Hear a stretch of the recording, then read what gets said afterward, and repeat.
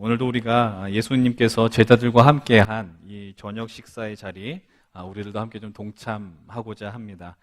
이 식탁은 지난주에 말씀드렸던 것처럼 예수님의 죽음을 앞두고 시행되는 식탁의 자리였다라고 이야기했습니다. 물론 이 식탁을 마치고 나서 그 누구도 예수님께서 십자가의 처형을 당할 거라고는 생각하지 않았습니다. 예수님을 자신을 제외한 말이죠. 심지어 아마 이 자리에서 예수님을 배신하고 떠났었던 그 유다조차도 아마 예수님의 죽음이 바로 그 다음 날이었다라는 것은 아마 생각하지 못했을 것입니다. 오늘 우리가 선택한 본문 31절로부터 38절은 이렇게 시작을 하죠. 31절은 그가 나간 후에라고 이렇게 시작을 하고 있습니다. 그가 나간 후에, 여기서 말하는 그는 누구를 의미하는 것인가? 오늘 본문 바로 앞에 등장하는 내용이 어떤 내용이냐? 바로 가룟 유다의 배신에 대한 내용이죠. 21절의 말씀입니다. 우리 한번 본문 23장 21절 한번 같이 읽어봅니다. 시작. 예수께서 이 말씀을 하시고 심령이 괴로워 증언하여 이르시되 내가 진실로 진실로 너희에게 이르노니 너희 중 하나가 나를 팔리라 하시니, 예수님께서 심령이 괴로우셨다라고 이야기합니다. 여러분, 웬만하면 이런 표현이 성경에 나오지 않지만 예수님의 마음이 그렇게도 괴로웠었던 이유의 상황이 무엇이냐? 바로 예수님께서 그토록 사랑하셨고 3년의 시간 동안 정말 같이 먹고 나누며 사랑을 베풀었던 그 12명 중에 한 사람이 자신을 팔 것이다라는 말씀을 하시는 상황이죠. 여러분, 그 자리에 있었던 이 사람들이 서로를 의심합니다. 그리고 서로를 향해 질문하고 예수님을 향해서 질문합니다. 주님, 그 사람이 누구입니까? 여러분, 우리들은 그 사람이 누군지 방금 전에도 얘기했지만 다 알고 있습니다. 그 사람의 이름은 바로 가룟 출신의 유다라는 사람입니다. 예수님께서 그 말씀을 하신 후에 유다는 조용히 그 자리를 떠나게 됩니다. 많이 불편하지 않았겠어요? 예수님께서 자기의 이야기를 하고 있는데, 여러분, 유다가 그 자리를 떠난다는 말의 의미는 어떤 걸 의미하는지 아십니까? 바로 예수 그리스도의 죽음이 점점 다가온다라는 거예요. 여러분들, 죽음이 다가온다는 게 얼마나 두려운 일인지 아십니까? 그 누구도 지금 우리가 죽음을 경험한다는 것, 인생의 하나의 과정이고 또 하나님 나라, 영원한 것을 누릴 수 있는 영광스러운 경험이긴 하지만, 그러나 내일 여러분들 죽을 것입니다라고 해서 여러분들 마음속에 기쁨이 넘치는 분들은 아마 많지는 않을 것 같아요. 여러분들, 근데 그 죽음이라는 것이 참 불편하게 우리를 느끼게 하는 단어인데, 오늘 예수님께서는 이 죽음이라는 단어와는 좀 어울리지 않는 단어를 사용하시면서 제자들에게 말씀을 하기 시작합니다. 우리 함께 31절과 32절의 말씀을 같이 한번 읽어봅니다. 오늘 본문이죠. 31, 32절 시작. 그가 나간 후에 예수께서 이르시되 지금 인자가 영광을 받았고 하나님도 인자로 말미암아 영광을 받으셨도다. 만일 하나님이 그로 말미암아 영광을 받으셨으면 하나님도 자기로 말미암아 그에게 영광을 주시리니 곧 주시리라. 유다가 그 자리에 나갔을 때 예수님께서 어떤 말씀을 하시냐면은 내가 영광을 받았다라고 이야기하십니다. 하나님 아버지께서도 자기로 인하여서 영광을 받았다라고 말씀하고 선언하시죠. 예수님께서는요, 자신의 죽음과는 전혀 어울리지 않는 그 단어, 영광이라는 단어를 연결시키십니다. 여러분, 우리가 이 말씀을 대할 때, 그래, 예수님은 우리를 위해 죽기 위해 오셨기 때문에 그것은 당연히 영광스러우며 명예로운 자리다라고 우리는 흔히 쉽게 생각하지만, 너무 그 상황을 당연하게 받아들이면요, 하나님께서 우리에게 주시는 어떤 그 은혜와 사랑의 말씀이 현저히 반감된다는 걸 기억하셔야 돼요. 왜 주님이 자신의 죽음과 영광이라는 단어를 연결해서 말씀하셨을까? 여러분, 그 질문을 좀 품으면서 오늘 말씀 앞에 나아가셨으면 좋겠습니다. 이제 예수님이 제자들에게 말씀을 하십니다. 33절이에요. 한번 같이 읽어봅니다. 시작. 작은 자들아, 내가 아직 잠시 너희와 함께 있겠노라. 너희가 나를 찾을 것이나 일찍이 내가 유대인들에게 너희가 내가 가는 곳에 올 수 없다고 말한 것과 같이 지금 너희에게도 이르노라. 작은 자들아, 이렇게 이야기합니다. 제자들 향해서 작은 자들아, 이 표현은 마치 무엇을 깔보고 무시하는 표현이 아니고요, 친근함의 표현이죠. 내가 너희들 그렇게 아낀다라는 겁니다. 예수님께서는 그들을 사랑하시는데요, 더 사랑한다는 마음을 표현하고 싶은 거예요. 우리가 그래서 누군가 이름을 부를 때 더 친근한, 어쨌든 뭐 애칭이라든지 호칭을 선택해서 부르지 않습니까? 여러분, 왜 그런 마음을 드러내시냐? 오늘도 지난주와 마찬가지로 동일한 표현을 하시잖아요. 내가 이제는 너희와 아주 잠깐 같이 있을 거야. 그 말의 의미 뭐예요? 이제 예수님이 곧 떠나신다라는 표현입니다. 1차적으로는 예수님의 죽음을 의미하는 거고요, 2차적으로는 예수님께서 십자가에 달려 죽으시고 부활하신 다음에 다시 하늘로 올라가실 것을 염두에 두고 말씀하는 겁니다. 다시 한번 말씀드리지만 이 자리는 마지막 자리입니다. 마지막 십자가에 달리기 전에 함께 나눈 식탁의 자리이죠. 얼마나 제자들이 귀하게 보였겠어요? 아름다워 보였겠습니까? 그러면서 주님께서 말씀을 하십니다. 본문 34절은 이렇게 이야기하죠. 같이 읽어봅시다. 시작. 새 계명을 너희에게 주노니 서로 사랑하라. 내가 너희를 사랑한 것 같이 너희도 서로 사랑하라. 예수님께서 그들을 향한 사랑을 아주 풍성하게 보여주시고 한 가지 요청하십니다. 너희도 서로 사랑하라라는 거죠. 여러분, 예수님은 정말 진실로 그들을 사랑하셨어요. 여러분들 사랑하게 될 때 여러분들 경험하는 것들이 몇 가지가 있죠. 사랑이란 단어는 참 우리를 기쁘게 하고요, 우리의 마음을 풍성하게 합니다. 사랑할 때 경험되어진 많은 현상들이 있지만 몇 가지를 이야기하자면 첫 번째는 이런 것이 아니겠어요? 사랑하게 되면 상대가 너무나도 명확하게 보이게 됩니다. 이 수많은 군중 속에서 사람들이 아무리 많이 있더라도요, 내가 사랑하는 사람은 너무나도 선명하게 보여지게 됩니다. 여러분, 우리가 어렸을 때 학교나 교회 수련회 단체 사진을 보면은 우리 부모님들께서 아주 그때의 신기한 능력을 드러내시는 것을 보게 됩니다. 나도 내가 어디 있는지 발견하기가 어려운데 우리 어머님, 우리 아버지는 내가 어디 있는지 아주 명확하게 발견하더라라는 거죠. 그것이 사랑의 힘이에요. 사랑하면 보여요. 여기서 여러분 사랑하는 분들이 계세요? 예배 시간에 집중 안 하고 그 사람을 보지 않습니까? 예, 그러면 안 되는데 더 보인단 말이에요. 그게 사랑의 힘이죠. 또 사랑할 때 우리가 경험하는 것이 있어요. 그것은 바로 사랑하면은 알고 싶은 거예요. 그 사람의 마음을 알고 싶고 그 사람의 모습을 다 알고 싶은 거죠. 여러분, 예수님이 그렇게 하셨습니다. 제자들을 보셨고요, 제자들의 삶을 더 알기를 원하셨어요. 사랑하시기 때문에 정말 전심을 다해서 그들의 발을, 제자들의 발을 씻겨 주셨어요. 오늘 이 본문을 통해서 우리가 기억해야 되는 것이 있습니다. 제가 처음 던졌던 질문, 예수 그리스도의 죽음이 가까워지는데 예수님은 그것을 영광이라고 이야기했어요. 나의 영광이 왔다라고 이야기해요. 왜 그렇게 이야기하느냐? 예수님의 죽음이 명예로운 죽음이기 때문에 나는 영광스럽게 죽어라고 말씀하시는 것입니까? 그런 의미가 아니죠. 예수님의 죽으심은 어떤 의미가 있어요? 우리를 진실로 사랑하시기에 감당하는 죽음이죠. 내가 너희들을 사랑하기 때문에 죽는다라는 겁니다. 여러분, 근데 그런 주님께서는, 우리 주님께서는 우리를 사랑하는 것이요, 당신의 영광이었다라는 거예요. 우리를 사랑하는 것이 하나님의 영광이다. 하나님의 영광이다라는 말의 의미 뭐냐면은 하나님의 즐거움이고 하나님의 기쁨이며 하나님의 행복이었다는 거예요. 우리를 사랑하는 것이. 여러분, 그렇기 때문에 예수님께서 제자들의 발을 닦아주는 것, 기존의 상식에 벗어난 일을 하시는 겁니다. 여러분, 제가 방금 던진 이 말이 여러분들에게 아무런 감동이 되지 않는 이유는 무엇일까요? 너무나도 멀게 느껴지기 때문인가요? 여러분이 감격하셔야죠. 하나님 우리를 사랑하시는 것, 하나님이 우리를 향해서 죽음을 기꺼이 맞이하는 것을 영광이라고 여겼다고요. 너무나도 좋다라는 거예요. 기쁘다라는 거예요. 행복하다라는 겁니다. 그래서 요한복음 3장 16절은 뭐라고 이야기해요? 하나님이 세상을 이처럼 사랑하사 독생자를 주셨으니, 하나밖에 없는 아들을 주셨다. 당신의 죽음의 영광이 되는 이유가 바로 이것이죠. 로마서 5장 6절, 8절, 10절을 통해서 또 증언하는 내용이 뭐예요? 우리가 아직 연약했을 때에, 우리가 아직 죄인 되었을 때에, 우리가 아직 원수 되었을 때에 그 아들의 죽으심으로 하나님의 사랑을 확증했다는 거죠.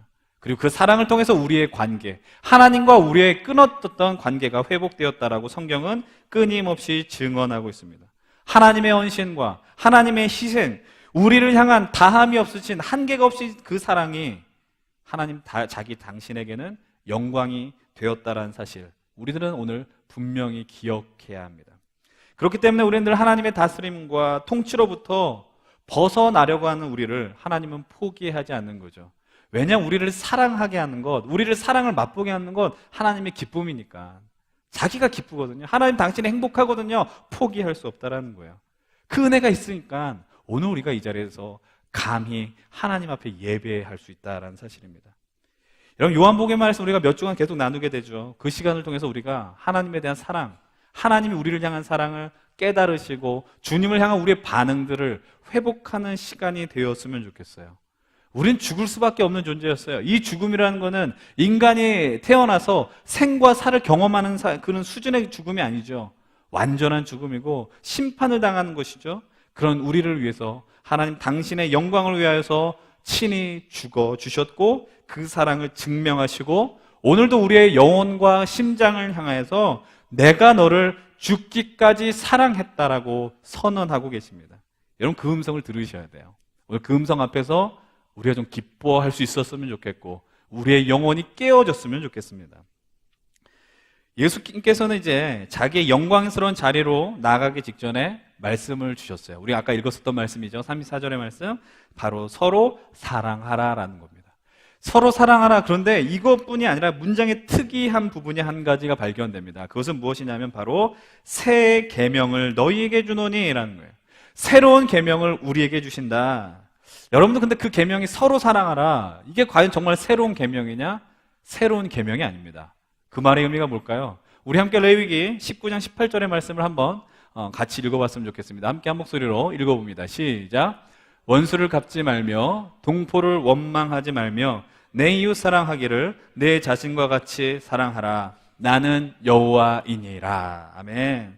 이웃을 사랑하는 하나님의 명령은 이미 모세의 율법에 기록이 되어 있었어요. 게다가 예수님의 제자 공동체에 서로 사랑하라라고 하는 것, 어떻게 보면 어렵지 않은 명령처럼 느껴져요. 왜냐하면 예수님의 삶이 사랑이었기 때문이죠. 그런데 이 말씀의 상황을, 이 명령을 정말 무겁게 하는 한 가지 조건이 발견이 됩니다. 그것이 무엇이냐? 바로 34절 하반절입니다. 내가 너희를 사랑한 것 같이 너희도 서로 사랑하라. 내가 너희를 서로 사랑한 것 같이 너희도 사랑하라. 예수께서 제자들을 향해서 사랑하신 것처럼 사랑하라라는 말씀이, 이 말씀이 생각보다 꽤 만만하지 않은, 오늘 이 말씀을 함께 읽어내려가고 우리 이 말씀을 나눈 저부터 이 말씀을 듣는 우리 모두에게 부담이 된다는 것이죠. 우리 한번 잠깐만 생각해 보십시다. 이 34절 서로 사랑하는 것, 내가 너희를 사랑한 것처럼, 예수님이 제자들을 사랑하고 우리를 사랑한 것처럼 서로 사랑하라라는 것, 여기서 우리에게 부담이 되는 포인트는 무엇입니까? 혹시 이 자리에서 나는 하나님의 말씀이기 때문에 이건 너무나 당연히 난 아멘해서 순종할 수 있습니다, 이렇게 결단하면서 살아간다면 오늘 제가 전하는 이 말씀은 뭐 굳이 안 들으셔도 될 것 같아요. 믿음의 밭이 너무 좋고 그렇게 순종할 수 있기 때문에. 여러분, 그러나 저와 같이 이 말씀이 잘 이해되지 않고 잘 순종하기 어려운 분들이 있다면 우리 함께 이 말씀 곱씹어 봤으면 좋겠습니다. 함께 생각해 볼 수 있었으면 좋겠습니다. 몇 가지 좀 질문을 던져보죠. 여러분 한번 생각해 보십시다. 지금 여러분들이 사랑하는 사람들이 어떤 사람들이 한번 생각해 볼까요? 우리 오늘 던지는 이 사랑이라는 단어를 단순히 남자와 여자의 관계, 이성과의 그 관계로만 국한시키지 마시고, 여러분들이 지금 사랑하는 사람들이 누구입니까? 이 말이 뭐 정확한 답변은 아닐 거예요. 그러나 어느 정도 여러분들이 납득할 만한 것이라는 생각을 해보면서 이 말씀을 드립니다. 여러분들이 사랑하는 사람들은 아마도 여러분들이 사랑할 만한 사람들이 아닌가라는 생각을 해봐요. 이 말의 의미가 뭐예요? 여러분들이 사랑하는 사람들은 그 대상이 사랑할 만한 어느 정도 이유가 있고 그 상황들이 마련되어 있는 사람들이기 때문에 내가 그 사람을 사랑한다라는 것이죠. 서로 마음이 맞고, 쉽게 말씀을 드리면 사랑하기 위해서 많은 수고와 노력이 생각보다 필요하지 않은 겁니다. 왜냐하면 사랑할 만한 조건이 구비가 되어 있기 때문에. 그런데 오히려 반대로 서로 사랑하기에 좋은 관계 속에서 사랑하지 못하는 모습들을 우리는 어렵지 않게 발견하게 되죠. 어떤 관계 속에서 그런 것을 보게 되겠습니까? 가족 관계인 것 같아요. 부모가 자녀를 사랑하는 것, 자녀가 부모님을 사랑하는 것, 그런데 의외로 서로 사랑하는 것이 어려운 힘겨운 가족들이 있다는 것을 우리는 종종 보게 됩니다. 심지어 사랑이란 이름으로 맺어졌는데, 부부라는 연으로 맺어졌는데 남편과 아내가 서로 사랑하지 않는 것을 우리는 또 종종 목격하게 되죠. 너무나도 또 당연하게 사랑이 넘치고 흘러가야 되며 아름다워야 하는 공동체가 있는데 그렇지 않은 공동체가 있습니다. 그것은 바로 신앙 공동체, 교회입니다. 꽤 사랑하지 않아요. 아니, 가끔은, 이게 제가 순화해서 표현했어요. 가끔은이 아니라 그 사랑이 구현되어야 되고 증명되어야 하는 이 믿음의 공동체인데, 서로를 사랑하는 것이 불편해지는 것, 서로 좀 믿음을 갖고 사랑한다는 고백하는 것이 어려워지는 것, 그런 모습을 보는 게 흔한 일이 되어버렸습니다. 왜 그렇게 서로 사랑해야 하며 힘을 쏟아야 하는 공동체들이 사랑하지 않는 곳이 되어졌을까요? 왜 사랑이 우리에겐 이렇게 힘든 일이 되었을까요? 우선 내가 사랑하고 싶은 이들만 사랑하려는 마음, 다시 말해서 누군가를 바라보고 사랑하는 것은 철저히 우리들은 지금 현재 우리 중심이라는 거죠. 내가 사랑할 만한 사람을 사랑하는 것, 내가 원하는 조건이 갖춰진 사람을 사랑하는 것. 여러분, 그런데 그것에 벗어나면 사랑하는 게 생각보다 어려워요. 왜냐하면 그 사람들이 내 마음에 들지 않기 때문이죠. 그래서 우리 주님께서 말씀하신 사랑은 누구나 자연스럽게 우리의 가슴과 영혼 속에 누가 봐도 사랑할 만한 사람을 사랑해라고 요청하지 않는다라는 겁니다. 예수님께서 예수님 초기 사역 가운데 한 장면인 마태복음 5장으로부터 나오는 산상수훈이라고 하는 그 말씀 속에서 아주 엄청난 말씀을 던지시지 않습니까? 우리 함께 마태복음 5장 43절 44절의 말씀을 먼저 읽어봅니다. 함께 읽어보시죠. 시작. 또 내 이웃을 사랑하고 내 원수를 미워하라 하였다는 것을 너희가 들었으나 나는 너희에게 이르노니 너희 원수를 사랑하며 너희를 박해하는 자를 위하여 기도하라. 기가 막힌 얘기죠. 원수를 사랑하고 나를 핍박하는 사람을 위해서 기도하라.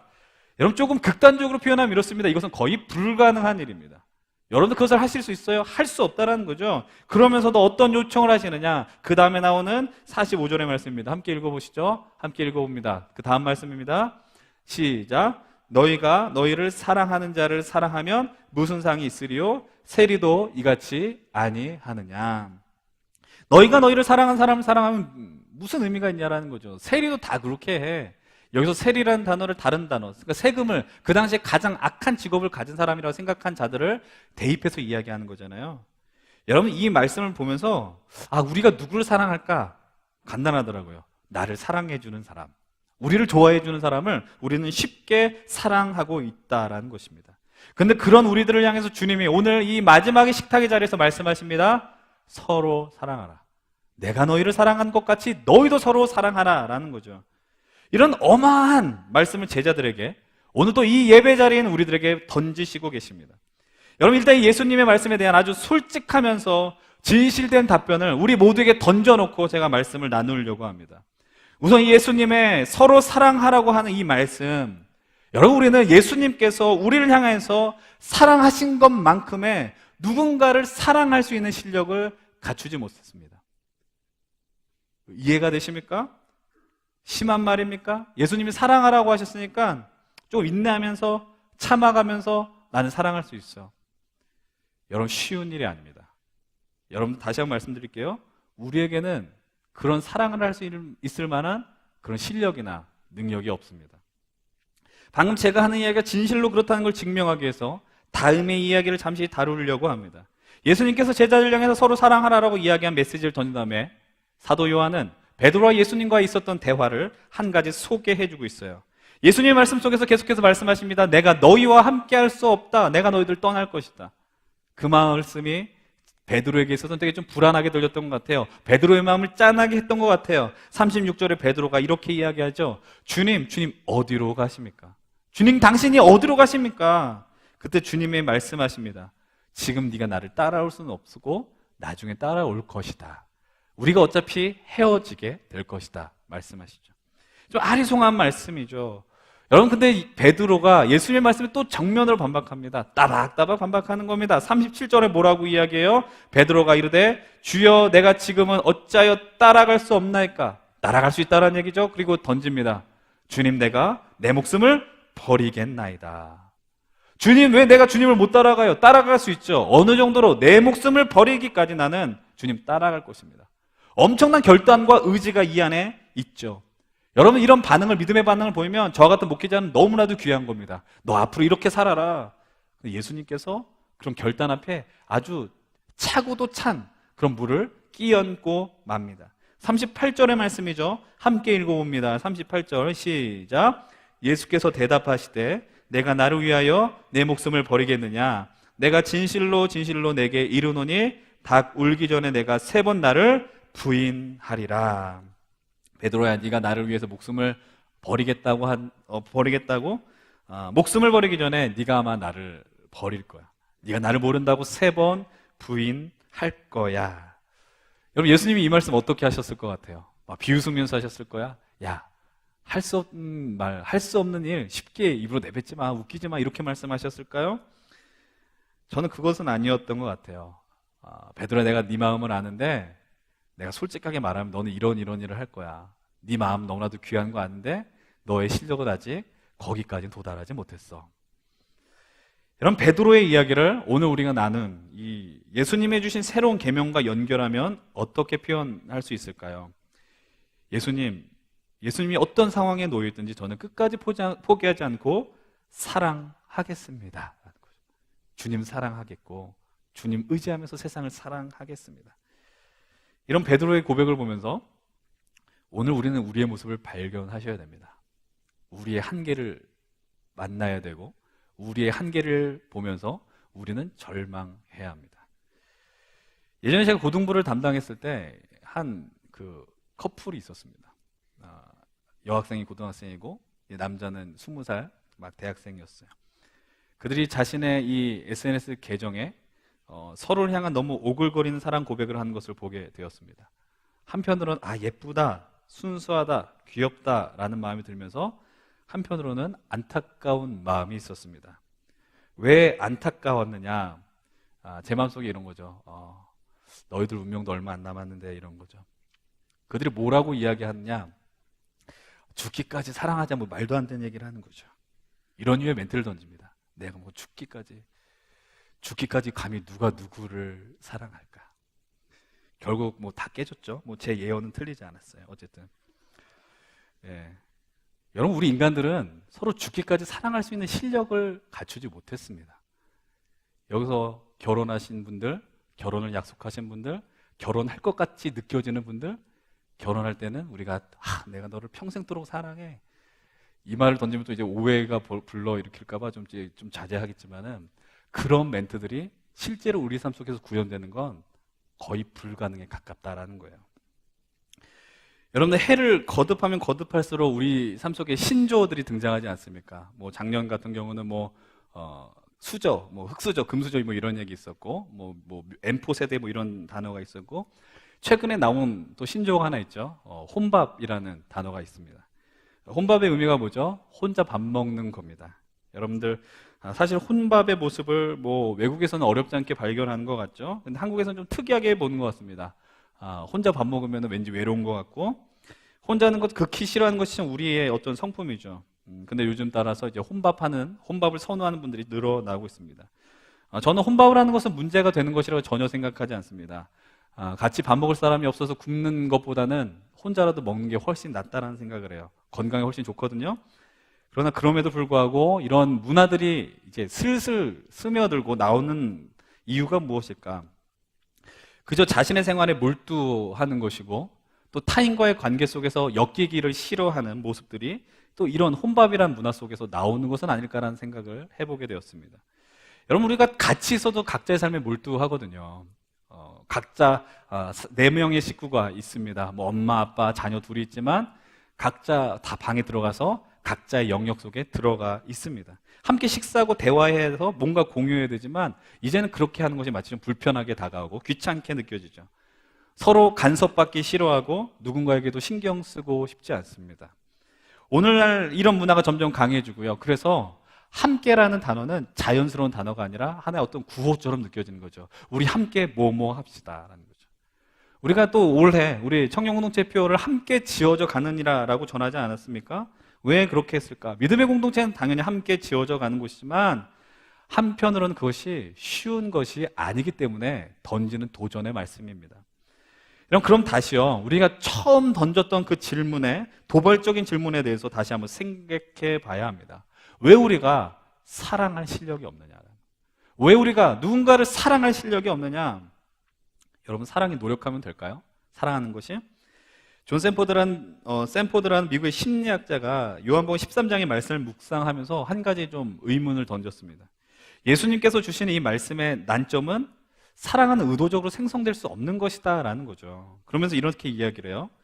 의지를 사용해서 사랑하려고 노력하는 사람은 그가 사랑하는 것처럼 보이도록 가면은 쓸 수 있을 것이다, 이렇게 표현을 했습니다. 우리들의 의지만으로 사랑하려고 한다면 가면을 쓸 수 있는 거죠. 사랑하는 척 할 수 있다고요? 우리가 보면서 내가 너를 사랑해, 사랑하는 의지, 사랑하는 것처럼 보일 수 있는데 그 사랑은 진짜 가슴 속에 우러나오는 사랑은 아니다라고 이야기합니다. 여러분, 이래요. 사랑이라는 건 정말 만만한 게 아닙니다. 사랑이라는 건 우리가 쉽게 말하면서 내가 너를 사랑해, 여러분, 그렇게 던질 수 있는 쉬운 단어가 아니라는 겁니다. 왜냐하면 사랑은 나를 주는 것이기 때문이죠. 사랑은 헌신이라고 이야기하지 않습니까? 사랑은 나를 희생하는 일이고요, 내 삶의 일부를 주는 것이고요, 조금 격하게 표현하면 내 인생을 갉아먹는 일이기 때문입니다. 너무 원색적인 표현일까요? 여러분, 아니에요. 우리가 너무나 자연스럽게 사랑한다고 하는 상황 속에서 어떤 것이 우리 삶 속에서 떨어져 나갑니까? 시간이 떨어져 나가고요, 우리 경제적인 것이 떨어져 나가게 됩니다. 여러분, 하나님의 사랑과 가장 유사한 사랑, 모성애를 들 수 있어요. 엄마의 사랑.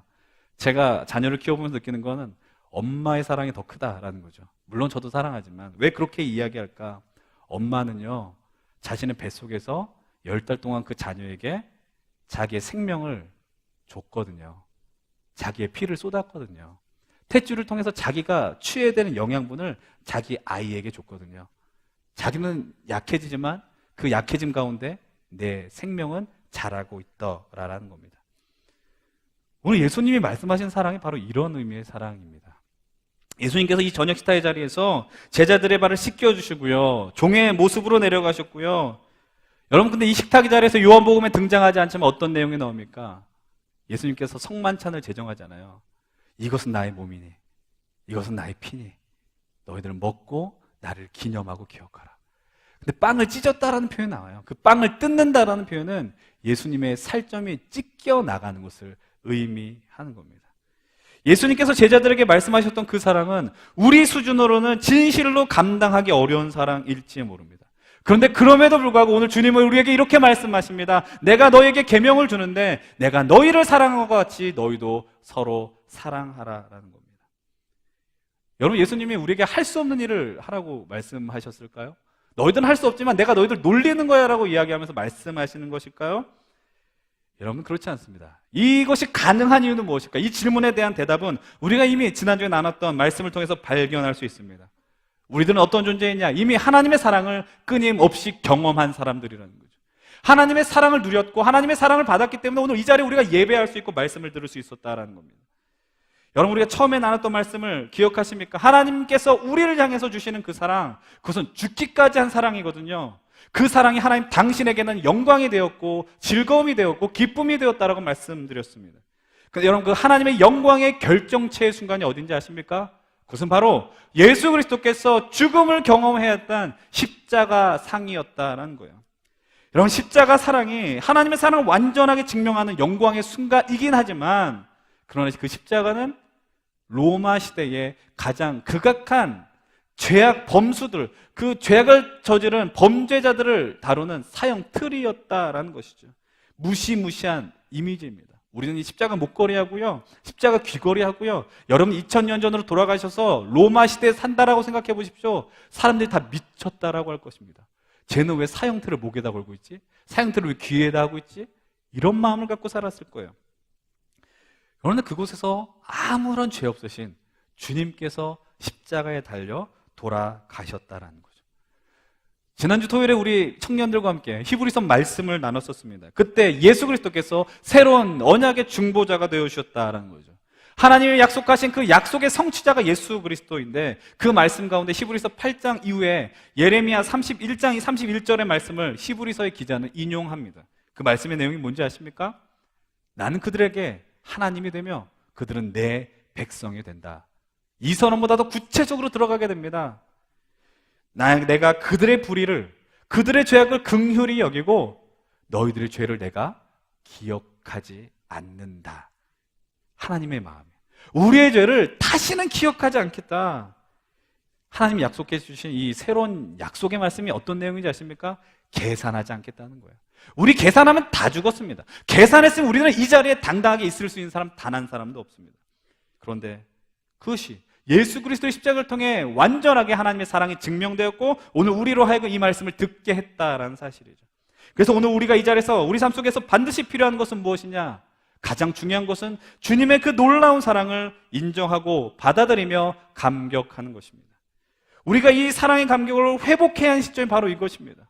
우리가 하나님 앞에 예배드리고요, 또 신앙생활을 감당하면서 주님이 날 사랑하셔, 예수 사랑이 성경에 쓰여있네, 좋은 찬양을 들었다의 수준이 아니라고요. 우리가 사랑받을 자격이 없는데 그런 자를 위해서 하나님이 오늘 이 자리에서 말씀하시고 사랑하셨다라고 오늘도 들려주신다라는 거예요. 여러분, 사랑하면 어떻게 된다고 말씀하셨어요? 아까 이야기했습니까? 사랑하면 보인다라 그랬고요, 사랑하면 안다라 그랬어요. 성경은 이렇게 증언하고 있습니다. 하나님께서 우리를 눈동자와 같이 보호하신다는 거죠. 우리를 향한 시선이 늘 머문다라고 말씀하십니다. 우리의 머리털을 세신바까지 다 아시는 하나님이래요. 우리의 머리털을 우리들도 알지 못하거든요. 우리의 눈썹조차도 몇 개인지 우리는 알지 못하거든요. 그런 것을 세세하게 아시는 분이 바로 우리 하나님이라는 사실이죠. 이제 우리가 다시 원론적으로 돌아가서 이 연약하고 사랑하는 것이 거의 불가능한 우리들을 향해서 예수님이 왜 서로 사랑하라고 말씀하셨는가, 아주 희미하게나마 발견해야 합니다. 다시 한번 말씀드리지만 우리 이 주님의 명령이 왜 우리로 하여금 절망시키기 위해서 던진 말씀일까? 나니아 연대기를 지은 또 고통의 문제와 같은 유명한 기독교 변증서들을 펼쳐낸 C.S. 루이스는 이렇게 이야기를 했습니다. 예수님의 죽으신 이유를, 주님께서 우리를 위해 죽으신 이유를 정확하게 말하자면 그것은 우리가 사랑받을 만한 자격이 있어서가 아니라 우리가 사랑받을 만한 자격을 갖게 하기 위해서다라는 겁니다. 다시 한번 말씀드릴게요. 주님이 십자가에서 죽으신 이유는 우리가 사랑받을 만한 자격이 있어서가 아니라 사랑받을 만한 자격을 주기 위해서 허락해 주셨다는 거죠. 여러분, 우리가 그런 인생입니다. 우리들조차도 사랑받을 만한 자격이 없었습니다. 우리가 죽어야 마땅한 자들이었고 범죄한 자들이었어요. 그래서 우리에게 필요한 것은 다시 십자가입니다. 십자가, 그 사랑. 하나님의 사랑의 완벽한 증거 예수 그리스도, 그리고 그분이 달려 죽으신 그 십자가를 통해서 우리는 우리가 사랑받을 자가 되었음을 기뻐하고 인정하고 나아가야 되는 것이죠. 사랑받는다라는 게 얼마나 귀한 일입니까? 이제 우리가 더 나아가야 되는 것이 있습니다. 십자가의 안경, 십자가의 렌즈를 착용하셔야 됩니다. 예수 그리스도의 십자가 사랑을 통해서 사랑받을 자격을 허락하신 그 은혜에 감격하시고 감사하시면서 우리도 이제 십자가를 통해서 바라봐야 합니다. 누구를 바라봐야 돼요? 나를 바라보시고 우리 사랑하는, 사랑해야 하는, 사랑받을 자격이 있는 우리 형제, 자매들을 바라보아야 합니다. 여러분 기억하십시오. 나와 같은 자가 사랑받을 자격이 있다고? 사랑받았습니다. 이 말을 다르게 해석하면 이 세상에 살아간 모든 사람들은요, 그가 심지어 극악무도한 범죄를 저지른 자였을지라도 머리로는 이해가 안 되지만 사랑받을 자격이 있다는 겁니다. 기본적으로 그들도 하나님의 사랑을 받을 자격이 있습니다. 물론 그들이 구원받고 안 받고는 다른 문제이지만, 여러분들, 우리는 그런데 어떻게 접근합니까? 저런 사람이 어떻게 구원받을 자격이 있지? 저런 사람들이 사랑을 받는다고? 난 그런 하나님 믿고 싶지 않다. 너무 쉽게 생각하고 판단하는 것이죠. 그래서 내가 너희를 사랑한 것 같이 이 말을 따르기도 전에 그 사람 사랑받을 자격 없어라고 우리는 선언하고 있습니다. 여러분 기억하십시다. 그들이 문제가 아닙니다. 내가 문제죠. 나와 같은 자가 사랑받을 자가 되었습니다. 사랑받을 자격이 있게 되었고 나를 예수 그리스도에 인해서 변화되었고 구원의 반열에 올랐었더라면 이 세상에 그 어떤 자도 주님을 인해서 변화되고 회복해야 될 자격이 있다는 사실을 여러분들은 기억하셔야 됩니다.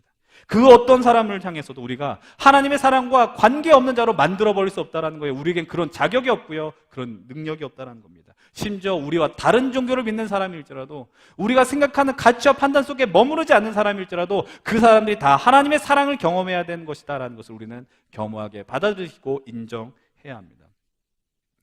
그래서 우리가 회복해야 되는 것이 있습니다. 우리가 이 믿음의 공동체에서 교회에서 회복해야 하는 것이 있습니다. 바로 이 안에서 서로 사랑하는 것이죠. 사실 교회라는 공동체만큼요, 다양한 성향의 사람들이 모이는 곳이 없습니다. 그 말을 다르게 해석하면 생각보다 우리가 이 안에서 서로 사랑할 만한 사람들이 없다라는 것을 의미하는 거예요. 그렇기 때문에 오늘 우리가 더 필요한 것은 예수님의 십자가를 통해 나아가야 된다는 것이죠. 십자가를 통해서 서로를 바라보셔야 됩니다. 나의 생각과 나의 어떤 경험과 내 지금까지 경험한 것을 통해서 사람을 보면은 절대로 사랑할 수 없는데, 예수님이 나를 사랑해 주신 것, 그것을 통해서 옆에 있는 사람들, 여러분 지금 마음속에 미워한 사람들 있거든요. 이 안에서 함께 믿음의 생활을 감당한 사람들 중에 불편한 사람들이 있거든요. 나와 같은 자도 하나님이 사랑하셨고 구원하셨습니다. 그렇다면 그 사람에게 구원의 자격, 사랑받을 만한 자격이 없겠습니까? 이 좋은 주님의 사랑을 내 것으로만 제한하려는 어리석은 시도를 멈춰 주셔야 합니다. 하나님께서 우리에게 이런 믿음의 공동체를 주신 것은 하나님의 사랑이 있다는 것을 증명하기 위해서죠.